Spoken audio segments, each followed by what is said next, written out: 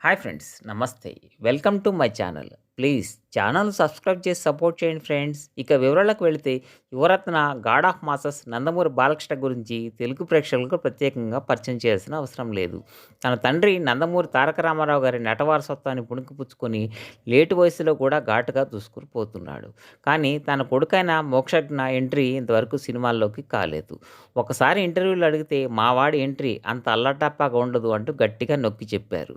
ఇక అప్పటినుంచి మోక్షజ్ఞ ఎంట్రీ గురించి ఇప్పుడే అని, ఈరోజే అని, బోయపాటితోని లవ్ స్టోరీ అని, మా స్టోరీ అని రకరకాల పుకార్లు షికారు చేశాయి.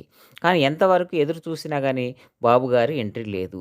అసలేం చేస్తున్నాడు బాబు అంటే, కొన్ని రోజులు యాక్టింగ్ కోర్స్ కోసం విదేశాలకు వెళ్ళాడని, కొన్ని రోజులు గుర్రపు స్వారీ ట్రైనింగ్ కోసము తీసుకుంటున్నాడని చెప్పుకొచ్చారు. కానీ మరికొంతమంది అయితే అప్పుడే బాబు స్టోరీస్ కూడా వింటున్నాడు ఇంటి దగ్గర అని చెప్పుకొచ్చారు. కానీ ఇవన్నీ వింటూనే చాలా సంవత్సరాలు గడిచిపోయాయి. అదృష్టం ఏమిటంటే, అంతకుముందు బొద్దుగా ఉన్న బాబు ఈ మధ్య స్లిమ్‌గా తయారయ్యాడు. ఇక లేటెస్ట్‌గా తన ఎంట్రీ గురించి మళ్ళీ వార్తలు వస్తూనే ఉన్నాయి. అయితే ఇంత లేట్ కావడం వెనుక అసలు కారణం వేరే ఉందని ఒక పుకారు షికారు చేస్తుంది. అదేమిటంటే, బాలయ్య బాబుకి జాతకాలు, ముహూర్తాలు అంటే బాగా నమ్ముతాడు. వాటిని పాటించకుండా తాను అడుగు దిశ అడుగు కూడా వేయడు. ఇవన్నీ ఆయన చేతికున్న ఉంగరాలు, తాళ్ళు, మెడలో గొలుసులే చెప్తాయి. తన విషయంలో అంత స్ట్రిక్ట్‌గా ఉండే బాలయ్య తన కొడుకు డబ్ల్యూ విషయంలో చాలా గట్టిగా ఉండాలని జాతకాలు కూడా చూపించారట.